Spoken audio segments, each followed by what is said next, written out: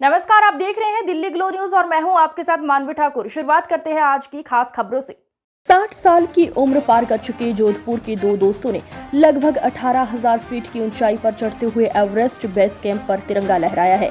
अपने जज्बे और जुनून के साथ ये उपलब्धि हासिल कर उम्र को बता दिया। दोनों ने तमाम विषम परिस्थितियों और 0 डिग्री से भी कम तापमान और ऑक्सीजन की कमी से जूझते हुए अपना लक्ष्य हासिल किया। 65 साल के शिशु रोग विशेषज्ञ डॉक्टर सुरेश चंद्र अरोड़ा व 60 साल के उनके दोस्त कमल गुप्ता ने नेपाल में 65 किलोमीटर दुर्गम ट्रैकिंग को सफलतापूर्वक संपन्न किया। गौरतलब है कि नेपाल में एवरेस्ट बेस कैंप तक चढ़ाई के लिए दुनिया भर के सैकड़ों यंगस्टर्स ट्रैकर्स अपना भाग्य आजमाते हैं, लेकिन खून जमा देने वाला तापमान और ऑक्सीजन के साथ चलते हुए सारे लोगों को आधे रास्ते से ही वापस लौटना पड़ता है।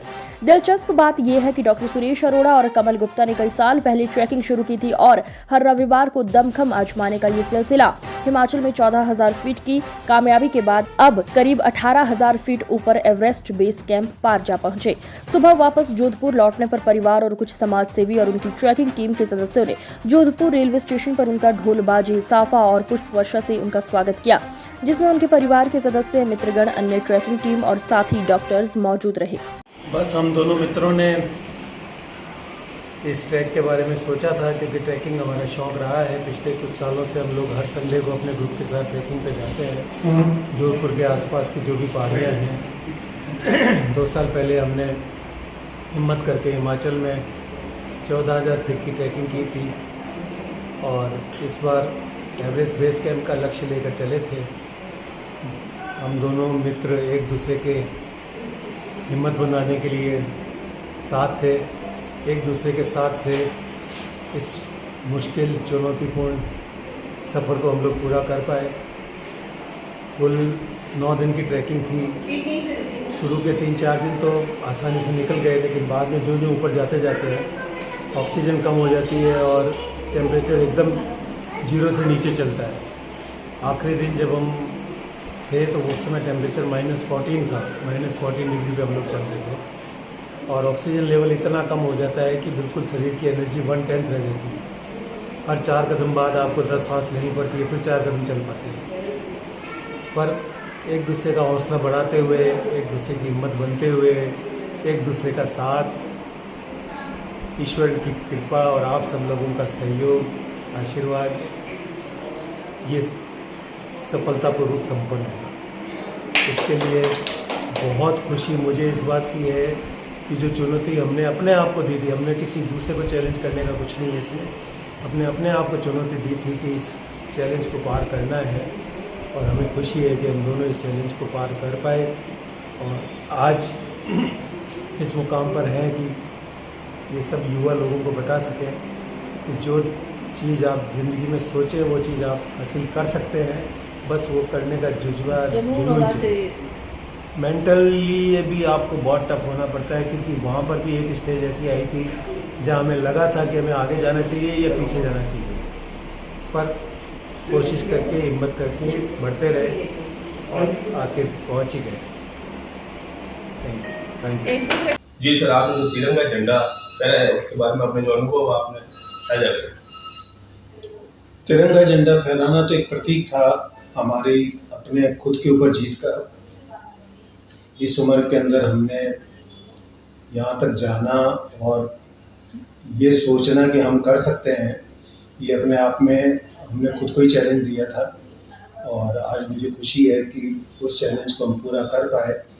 हालांकि जितना बड़ा चैलेंज लेके हम चले थे, चैलेंज उससे बहुत बड़ा निकला, क्योंकि जब आप वहाँ जाते हैं, एक्चुअल सिचुएशन फेस करते हैं, तब पता लगता है कि वास्तव में मुश्किलें और भी ज़्यादा है। खास करके जितना हम ऊपर जाते जाते हैं टेम्परेचर बिल्कुल 0 से नीचे रहता है और ऑक्सीजन का लेवल कम हो जाता है, तब आपको सांस लेने की दिक्कत और जो आपकी एनर्जी है वो एकदम से आपकी 1/4 रह जाती है। मेन चैलेंज उस समय आता है जब एक स्टेज आती है जब इंसान सोचता है कि मुझे आगे जाना चाहिए या वापस पीछे जाना चाहिए, क्योंकि आगे जाने की हिम्मत नहीं है और पीछे मैं जाना नहीं चाहता।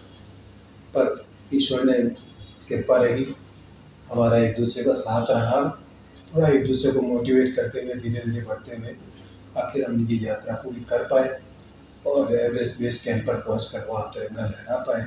ये हम किसी दूसरे के लिए नहीं, अपने आप को चैलेंज किया था हमने, अपनी उम्र को चैलेंज किया था। और मुझे खुशी है कि इस उम्र के अंदर हम लोग इस चैलेंज को पूरा कर पाए। सर ये जो प्रोग्राम था आपको कितना दिन पहले से बन चुका था? प्रोग्राम हमारे एक्चुअली तैयारी जो हमारी थी, जो नॉर्मल ट्रैकिंग हम लोग यहाँ पर करते रहते हैं जोधपुर में एवरी संडे, वो तो जोधपुर के आसपास की जो भी पहाड़ियाँ हैं हम लोग हर संडे जाते हैं, तो करीब 2-2.5 घंटे का हमारा वो प्रोग्राम होता है। पर इससे पहले करीब 2-2.5 साल पहले हम लोगों ने हिमाचल प्रदेश में 14,000 फीट तक की ट्रैकिंग की थी एक बार। और इस बार ये एवरेस्ट बेस कैंप का चैलेंज हमने लिया खुद के ऊपर, और करीब 6 महीने से हम लोगों ने इसकी तैयारी पूरी की, क्योंकि फिजिकल तैयारी के बिना वहाँ जाना आप ये सोच के नहीं जा सकते कि हाँ कोई बात नहीं कर लेंगे। करने के लिए आपको पूरी तैयारी करनी पड़ती है। तो उसके लिए हमने पिछले 6 महीने से जिम भी ज्वाइन किया, regular yoga, walk, jogging, cycling, ये सब हमने किया। इसके साथ ही अपने आप को फिजिकली स्ट्रॉन्ग करने के साथ साथ मेंटली स्ट्रॉन्ग करना भी बहुत ज़रूरी है, क्योंकि ऐसे जब डिफ़िकल्ट सिचुएशन में आप होते हो तो आप कितना मेंटली टफ हो, आप कितना आपका मनोबल बना रहता है, वो भी बहुत ज़रूरी है। तो कमल जी और मेरी अंडरस्टैंडिंग बहुत अच्छी है। एक दूसरे का हमने साथ था, एक दूसरे का हौसला बढ़ाते हुए आज हम इस मुकाम पर पहुंच पाए, तिरंगा लहरा पाए एवरेस्ट बेस कैंप पर। खास करके हमारी उम्र के लिए बहुत बड़ी बात है। सर आपके खट्टे मीठे अनुभव क्या थे जो आप बताना चाहेंगे दर्शकों को? खट्टे मीठे अनुभव तो ये हैं कि पूरी दुनिया के लोग वहाँ पर आते हैं, नए नए मित्र मिलते हैं आपको, दुनिया भर के लोगों से मिलना जुलना होता है। हमारे ग्रुप के अंदर ही 2 अमेरिकन्स थे, उनके साथ हमारी अच्छी फ्रेंडशिप हो गई। और भी दूसरे, जैसे हम लोग शाम को जब पहुँचते थे, छोटे लॉज बने हुए हैं वहाँ पर जब पहुँचते थे, जो 2 दुनिया के दूसरे कॉर्नर से आए हैं या इंडिया से भी जो लोग आए हैं, उनसे आपस में इंटरेक्शन होता था। कई टीमें जो सामने से आ रही होती थी उनसे इंटरेक्शन होता था। तो एक दूसरे का अनुभव शेयर करना, एक दूसरे से बात करने से थोड़ा सा ये भी लगता है कि हाँ दुनिया बहुत छोटी है। मैं वहाँ देख के हैरान था कि दुनिया के किस कॉर्नर से लोग नहीं आए थे वहाँ। Australia, Germany, America, China, Vietnam, पता नहीं कहाँ से लोग वहाँ ट्रैकिंग के लिए आ रहे हैं। और मतलब भीड़ इतनी थी कि आप ये सोचिए कि जैसे अपने बाबा रामदेव का मेला चलता है ना, वैसे लोग चल रहे हैं एक दिन बच्चे। सर तो आपकी उम्र की ही है, जो उम्र के लोग हैं, आप उनको क्या संदेश देना चाहोगे? मैं उम्र के संदेश सिर्फ एक ही देना चाहूँगा कि उम्र सिर्फ एक नंबर है। ये सिर्फ आपके दिमाग में है। आप अपने दिमाग में सोचेंगे कि मैं नहीं कर सकता तो मैं नहीं कर सकता, आप अपने दिमाग में सोचिए कि मैं कर सकता हूँ तो मैं कर सकता हूँ। ये सिर्फ आपके दिमाग के अंदर होता है। कई लोग ये धारणा बना के बैठ जाते हैं कि मैं अभी उम्र का पहुँच गया हूँ तो अब मैं नहीं कर सकता, तो वो कभी भी नहीं कर पाएंगे। एक कंफर्ट जोन में लोगों ने अपने आप को बंद कर रखा है।